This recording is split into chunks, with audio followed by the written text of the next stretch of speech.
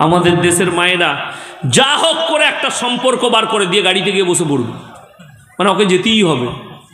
ও তো এমনি যায় না, ও গোশ আলু খেতে যায়। আমি বললেই খারাপ বলবি হয়ে যায়। কিন্তু বাস্তব কথা, তোমার কাছের আত্মীয় হলে, আচ্ছা বলুন, আমরা পুরুষরা গিয়ে জানাজার নামাজ পড়লে মাটি দিলে বেশি নেকি, না মেয়েরা গিয়ে কাঁদলে বেশি নেকি? কথা বলে না ছেলেরা, পুরুষরা। তো তুমি তোমার বেটাকে পাঠিয়ে দাও, ওটা তো দুঃসম্পর্কে মামা হয়। তুই যা গিয়ে জানাজা পড়ে মামির সাথে দেখা করে আসবি, বলবি মা তো পর্দার খিলাপি হবে বলে আসতে পারেনি, ওই জন্য আমাকে পাঠিয়েছে, আল্লাহ জান্নাতি করুক, আল্লাহ তোমাদিকে সবর দেখ, দিয়ে জানাজা পড়ে মাটি দিয়ে চলে এসো দোয়া দিয়ে। এর থেকে বড় আর কি আছে? তুমি গিয়ে ওখানে ভিড় করবে। আজকে মরা ঘরগুলো তামাশার জায়গা হয়েছে মায়েদের, পুরুষদের থেকে তাদের ভিড় বেশি। অথচ কোথাকারকে গোঁদের ফোন করে একটা আত্মীয় বার করে নিল। ও জানে না, ওর বেটাও জানে না জীবনে এটা আমার আত্মীয়, কিন্তু ও জানে তোর ফুপুর বোনের অমুকে তমুক করে একটা কুটুম বার করে নিল। তুই এরপর বুঝে করগা খোঁজগা কোথায়। আর আমরা পুরুষরা কিন্তু সম্পর্ক বেশি জানি না, জানি আমরা জানি না কিন্তু সম্পর্ক বেশি। আমি তো মাঝে মাঝে আমার আত্মীয় যদি কখনো দেখা হয়, আমি তাকে জিজ্ঞেস করি তুমি আমার কে হও বলো তো। হ্যাঁ, বাস্তব কথা, আমরা পুরুষরা জানি না, কিন্তু মায়েরা জানে সম্পর্ক। অত সম্পর্ক কেউ জানে না। বাস্তব কথা বলছি, শোনো। 1 নম্বর, কাছের আত্মীয় মারা গেলে পর্দার সহিত যেতে পাবে। 2 নম্বর, তোমার শরীর যদি কঠিন অসুস্থ হয়, মারাত্মক শরীর খারাপ হয়, পর্দার সহিত ডাক্তারের কাছে যেতে পাবে। হজ ফরজ হলে তুমি হজ করতে পাবে, যার সঙ্গে বিয়ে তোমার হারাম আছে। কথাটা বুঝাতে পারলাম? হ্যাঁ, এই 3টে। বাজারে যাওয়াটা হাদিসে নাই, বাজারে ঘোরাটা হাদিসে নেই, পার্কে ঘোরাটা হাদিসে নেই, শপিং মলে যাওয়াটা হাদিসে নেই, স্বামীকে নিয়ে পার্কে বাজার করতে যাওয়াটা মেলাতে ইসলামে নেই। ইসলামে মেলা হারাম ওই জন্যে, পর পুরুষ আর পর নারী এক কাছে হলে সেখানে 3 নম্বর যে লোকটা এন্ট্রি মারবে তার নাম হচ্ছে শয়তান। আর কোরআনে আছে ইন্না শয়তান লিল ইনসানি আদুব্বুম মুবিন, শয়তান হচ্ছে মানুষের প্রকাশ্য দুশমন। শয়তান মানুষের কি? প্রকাশ্য দুশমন। ওই জন্য আমার ভাই, আপনাদেরকে অনুরোধ করছি, সবাই নিজেদের ছেলে মেয়ে বিবিদিকে আমরা পর্দায় রাখবো। জোরে বলুন ইনশাল্লাহ। তাদেরকে হুকুম দেন না পর্দায় থাকা, দিনী ইসলামী কালচার নিয়ে আসুন। দেখুন, নামাজ জীবনে ছাড়বেন না, নামাজ পড়ুন। আমার নবী, বিশ্ব নবী বলেছেন, যার নামাজ নাই তার মধ্যে ইসলাম নাই। যে নামাজই নয়, বেনামাজি, তার মধ্যে ইসলাম নাই। কাগজ থাকে তা নোট করুন। যার নামাজ নাই, নবীজি বললেন তার ইসলাম নেই। আপনাকে অবশ্যই 5 ওয়াক্তের নামাজি হতে হবে। সবাই হবেন, জোরে বলুন ইনশাআল্লাহ। আপনি নিজেকে মুমিন বলছেন, মুমিনের শুনেলেন, যেমন দিনী শিক্ষা সবাই করবেন, জোরে বলুন ইনশাআল্লাহ। কি করে, কতটা করবেন? অতটা করবেন। কোথায় করবেন? বড় আলেমের পাশে উঠা বসা করে হোক, তোমার গ্রামের ইমামের পাশে উঠা বসা করে হোক, মাদ্রাসা মক্তবে উঠা বসা করে হোক, বড় আলেমের লেখা ভালো বই পড়ে হোক, অতটা ইলম তোমরা হাসিল করো। এরপর চলুন, আপনি নিজেকে মুমিন বলছেন, আমরা নিজেকে মুমিন বলছি। নারীদের পর্দা করা ফরজ না ফরজ না? আরো জোরে বলুন, ফরজ। এরপর রাগ করবেন না, 2টো ডোজ দেবো এখানে। নারীদের পর্দা করা ফরজ। যে মায়েরা আমার প্যান্ডেলে বসে আছেন, তাদেরকে অনুরোধ করব, রাগ করবেন না, রাতে গিয়ে অনুশোচনা করবেন আর আমার জন্য দোয়া করবেন। আর যদি আমাকে গালি দেন, আমাকে যদি বদদুয়া দেন, কিয়ামতের দিনে আল্লাহ যেন তোমাকে পাকড়াও করে, হক না বুঝার কারণে। বলে দিই, আপনি এই স্টেজে আমরা প্রথম সারিতে 4 জন বসে আছি না? নাই? আচ্ছা, আমাদের কারুর শরীরের প্যাট পিঠ কিছু দেখতে পাচ্ছেন? দেখতে পান না। আপনাদিকে আমি যে দেখতে পাচ্ছি, আপনাদের মধ্যেও কেউ কি দেখতে পাইনি। বড় দুঃখের বিষয়, আপনি ফজরের নামাজ পড়লেন মসজিদে, মুমিন, নামাজ পড়ে বউকে নিয়ে দৌলতাবাদ কিংবা হরিহর পাড়া যাবেন বাজার করতে। আপনার ফুল হাত শার্ট, গোটা শরীর ঢাকা, পায়ের টাকনুর ওপর পর্যন্ত ঢাকা, কিন্তু পেছনে বউ বসে আছে, বইয়ের পেটু বেরিয়ে আছে, পিটু বেরিয়ে আছে। ঠিক বললাম না ভুল বললাম? সকল নয়, কিছু ভাই, কিছু মা, তাদেরকে অনুরোধ করছি, কোরআনে আছে ওয়াদরিব খুমুরিহিন্না আলা জুনুবিহিন, হে নারী পর্দা নির্ধারিত করো তোমরা কোনোদিন ধর্ষিতা হবে না, লাঞ্ছিত হবে না। আচ্ছা, কোনো যুবক যদি এতটা পর্যন্ত জামা গেঞ্জি পরে মোটরসাইকেল চালায়, গুনাহ হবে? কথা বলে না? কোনো গুনাহ আছে? গুনাহ নাই। ছেলের এইখানে যদি বুকটা বেরিয়ে যায় আপনার বোতাম খুলে, গুনাহ আছে? গুনাহ নাই। কিন্তু একটা মেয়ের পেট বেরিয়ে থাকলে গুনাহ আছে না নাই? সে একটা নারী ফরজকে তরজ করে দিল, তার মানে সে গুনাহে কবিরা করল, বড় পাপ করেছে। যে সে নিজে কি করেছে? নিজের পিঠ বার করে রেখেছে। তুমি নিজেকে মুমিন বলবে, জোহরের নামাজ পড়ে চায়ের দোকানে যে আমার থেকে ভালো নামাজি কেউ নেই, অথচ নিজের বিবিকে পর্দায় রাখতে পারোনি, তুমি কি করে জান্নাতের আশা করো? শুধু তাই নয়, আরো আগে চলুন। ইনি আর আমি ক্লোজ বন্ধু। কি বন্ধু বললাম?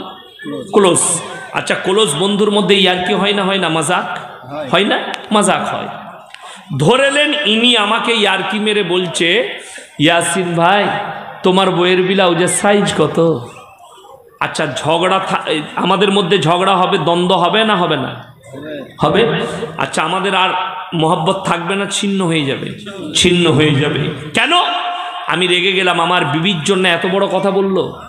এরপরে ডোজটা শুনেলেন কোথায় দিচ্ছি, খুব বড় ডোজ এটা। যদি মানতে পারেন আপনার লাভ হবে, না মানলে আল্লাহর কাছে আপনি জবাব দিবেন।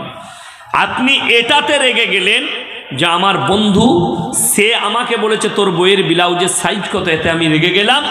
অথচ তোমার বউকে তুমি বাজারে পাঠিয়ে দিয়েছো, হরিহরপাড়া বাজারে একটা পর পুরুষ বসে আছে, তাকে গিয়ে বলছে দাদা আমার একটা 38 সাইজের ব্লাউজ দেন তো।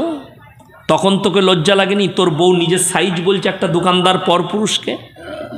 কথাটা বুঝাতে পারলাম? গুদা বাংলায় কথা বলছি, হরিহরপাড়ার মানুষ শুনে যাও। আমি শুদ্ধ বাংলায় বলিনি, আমি গুদা বাংলায় বলছি। কষ্টের বিষয় এটাই, তোমার বন্ধু বললে ওটা খারাপ হয়ে যায়, অথচ তোমার বিবিকে তুমি পর্দায় রাখতে পারোনি। তোমার স্ত্রী কি বাজারে যাবে? তোমরা বিবিকে বাজারে ঠেলে দিয়েছো, আর নিজে হারাম কর চায়ের দোকানে 3 ঘন্টা আড্ডা মারে। বউ যদি বলে হ্যাঁ গো আমার শাড়ি আনতে হতো, তুই গিয়ে কিনে এলে তো, সময় হবে না মা। কিন্তু হারাম খোর, হ্যাঁ 3 ঘন্টা আড্ডা মারছে। কত বললাম? 3 ঘন্টা চায়ের দোকানে আড্ডা মারছে, কিন্তু হারাম খোর কি বইয়ের সাথে বাজারে যেতে পারে না, বইয়ের মালটা এনে দিতে পারে না। বিসমিল্লাহ, আলহামদুলিল্লাহ। শুনেন, আমি আগস্ট থেকে জলসা শুরু করেছি, আজ পর্যন্ত একদিনও খালি নেই। কদিন আগে বৃষ্টি হলো না, ওই বৃষ্টির দিনেও আমার জলসা হয়েছে। কোথায়? নদিয়া ডিস্ট্রিক্টে ছিল জলসা, হয়েছে রানাঘাটের কাছে জলসা করেছি, একদিনও খালি নেই। তার মানে কি আমার বিবিকে আমি সময় দিই না? আমার বিবি নাংটা ঘুরে বেড়ায়, বাড়িতে নাংটা থাকে। যেটা প্রয়োজন, আমার বাজারের নাম, থানার নাম গলসি, জেলার নাম বর্ধমান, বর্ধমান টাউন আমার বাড়ি থেকে মাত্র 20-22 কিলোমিটার হবে। এমন কোনো লোক নেই যে আমাকে চিনেন। আপনারা আমাকে ইউটিউবে দেখেছেন না দেখেননি? ফেসবুকে দেখেছেন না দেখেননি? দেখেছেন তো। আপনারা যদি ফেসবুকে দেখলেন তো আমার এলাকার লোক দেখবেন আমাকে। কথা বুঝতে পারছেন না? এই মোবাইলে রেকর্ডিং হচ্ছে। একটা দোকানি যদি প্রমাণ দেয় আমার বর্তমান টাউনে আর গলসি থানায়, গলসি বাজারে ইয়াসিন সাহেবের মা কিংবা স্ত্রী বোরকা পরে একটা রুমাল কিনেছে, তার জুতোর মালা পরে এখান থেকে বাড়ি যাব, হরিহরপাড়ায় দাঁড়িয়ে ক্যামেরা চালিয়ে জুতোর মালা পরব। অথচ রাতের পর রাত জাগা হয়। আমি সেদিনে ছিলাম 1 মাস আগে উত্তরবঙ্গে, তো আমি ফোন করলাম যে কিছু লাগবে, বললে হ্যাঁ বাড়িতে মালপত্র কিছুই নেই। আমি দেখলাম আজ রাত্রে বাড়ি ঢুকবো, সুজাপুর বাজারে দাঁড়ালাম। চিনি, চাপাতি, মুসুরির ডাল, যতগুলো বাড়ির রেশনের প্রয়োজন সব কিনে নিয়ে ফোন করে চাপিয়ে নিলাম। রাত্রেবেলায় যখন বাড়িতে পৌঁছালাম, বিবির কাছে মালগুলো নামিয়ে মাদ্রাসায় এলাম, যে সকালবেলায় যেন আমার বিবিকে কষ্ট পেতে না হয়। তো আমরা যদি এত রাত জাগার পরেও আমাদের মৌলবীরা আপনাদের মসজিদে ইমামতি করে না? করে না? মাসে কটা ছুটি দেন? 4টা। তাও আবার হিসেব করে এই ওয়াক্ত থেকে ওই ওয়াক্ত। করে না? করে না? কিছু কিছু কমিটির লোক আছে, সেগুলোর নাম হচ্ছে এঁচড়ে পাকা। এঁচড়ে পাকা জানে? এঁচড়ে পাকা মানে হচ্ছে রোদে পেকে যাওয়া। ওই মালগুলো খেতে খুব খারাপ লাগে। তো এরকম কিছু আমাদের মুসল্লি আছে, তারা আবার ওয়াক্ত হিসেব করে। ইমাম সাহেব এই ওয়াক্তে গেল যেন ওই ওয়াক্তে চলে আসে। তারপরেও মাসে 4টা ছুটি দাও, সে খালি একটা দিন বিবির খালি ফরমাইশ শুনে তোমার কি কি লাগবে 1 মাসের জন্যে। সেই ইমামের বউকে বাজারে যেতে হয় না, হারাম কর 3 ঘন্টা চায়ের দোকানে আড্ডা মারিস, তোর বউকে বাজারে ঠেলে দিয়েছিস। রমজান মাসে আমাদের দেশে খুব কম জলসা হয় না, কিন্তু আপনাদের মুর্শিদাবাদে হয়, অন্য কোনো জেলায় হয় না। তো গত বছরে আমি ভাকুড়ির কাছে একটা কাঁটা বাগান বলে জায়গা আছে, সেখানে জলসা করেছিলাম রোজার মাসে। তো আমাকে দাওয়াত দিয়েছিল, তো ওখানে জলসা আছে। আমি আমার প্রিয় বন্ধু, আপনাদের এলাকায় হরিহরপাড়ায় বাড়ি, মুফতি জার্জিস হোসেন কাসমি, আমার খুব কাছের মানুষ, জালিলিয়া মাদ্রাসার প্রধান শিক্ষক এখন। তো আমি ওনাকে ফোন করলাম যে ভাই আপনার মাদ্রাসায় ইফতারি করব, বলে চলে আসুন। তো ওখানে ইফতারি করলাম। আমি বললাম ভালো একটা দোকান বলুন তো, মায়ের জন্যে জামা কাপড় নিতে হবে, স্ত্রীর জন্যে, ছেলেদের জন্যে, বলে একটা বড় দোকানের নাম করলো। তো আমি গেলাম, বিরাট দোকান, ঢুকি দেখছি সব খালা, আমি একা খালি খালু। আল্লাহ কি হলো, কি বুঝলেন, ভয় খেয়ে গেছি। আমাকে বললে হুজুর আপনি সাইডে দাঁড়িয়ে 2টো কাপড় নিয়ে এলেন। আমি আমার মেয়ের 1-2 জামা দেখলাম, ঢুকেছি যখন, সে বেচারাও লজ্জা পাবে, একটা জামা নিলাম বড় মেয়ের জন্য, একটা ছোট মেয়ের জন্য, আমি বেরিয়ে পালিয়ে এলাম।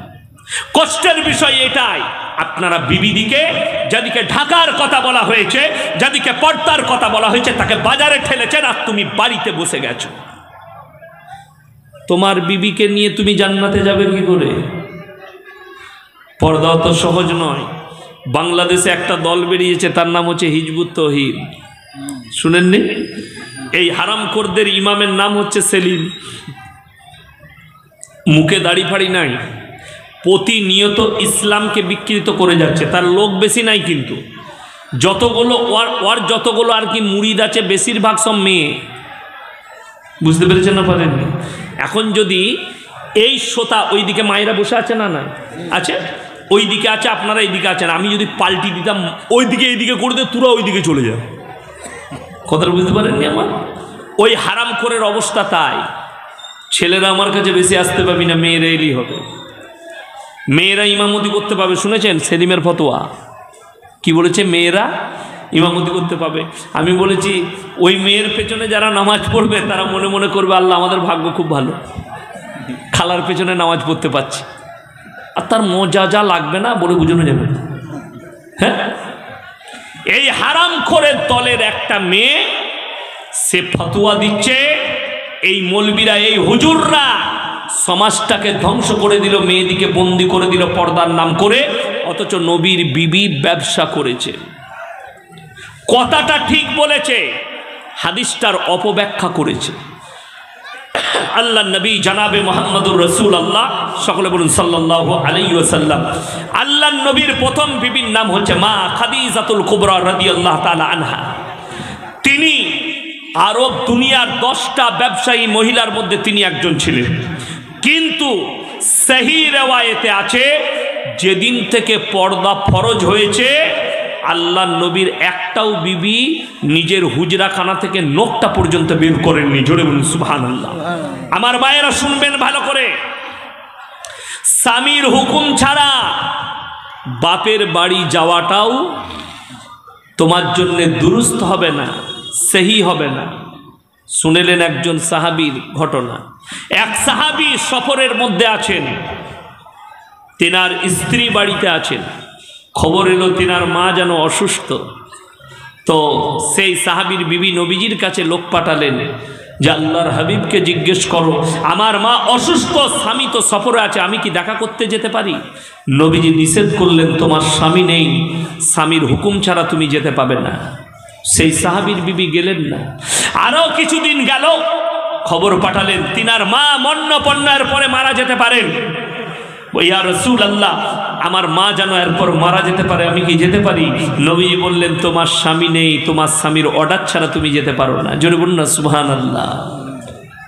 এরপরে খবর এলো তোমার মা ইন্তেকাল করে গেছে। সেই সাহাবীর বিবির চোখ দিয়ে পানি পড়ছে। নবীজির কাছে অর্ডার পাঠালেন, ইয়া রাসূলুল্লাহ, এরপরও কি আমি আমার স্বামীর কাছে আমার মাকে দেখতে যেতে পারি? নবীজি বললেন, তুমি যেতে পাবে না। তারপরেও সেই সাহাবীর বিবি আর যাননি। মায়ের জানাজা উঠে গেল, মায়ের দাফন হয়ে গেল। আল্লাহ নবীজি বলে পাঠালেন, হে আমার সাহাবী, খবর দিয়ে দাও ওই সাহাবীর বিবিকে, তুমি তোমার স্বামীর জন্য অপেক্ষা করার কারণে, স্বামীর ফারমাবারদারি করার কারণে আল্লাহ তোমার মাকে ক্ষমা করে জান্নাতি করেছেন। জোরে বলুন সুবহানাল্লাহ। আপনি অবাক হয়ে যাবেন, আমাদের মায়েরা স্বামীকে তো মানা দূরের কথা, স্বামী যদি এক গ্লাস পানি যায় তা আলাদা আওয়াজ দেয়, দেয় না দেয় না। আর এই মায়েরা নামাজ পড়ে বলে আমরা জান্নাতে যাব, জান্নাতের খুশবু পর্যন্ত পাবে না তোমরা। খুব সাবধান, তিনটে কারণ ছাড়া বাড়ির বাইরে যেতে পাবে না। এক নম্বর, কাছের আত্মীয় যদি মারা যায় তবে তোমরা পর্দার সহিত যেতে পাবে।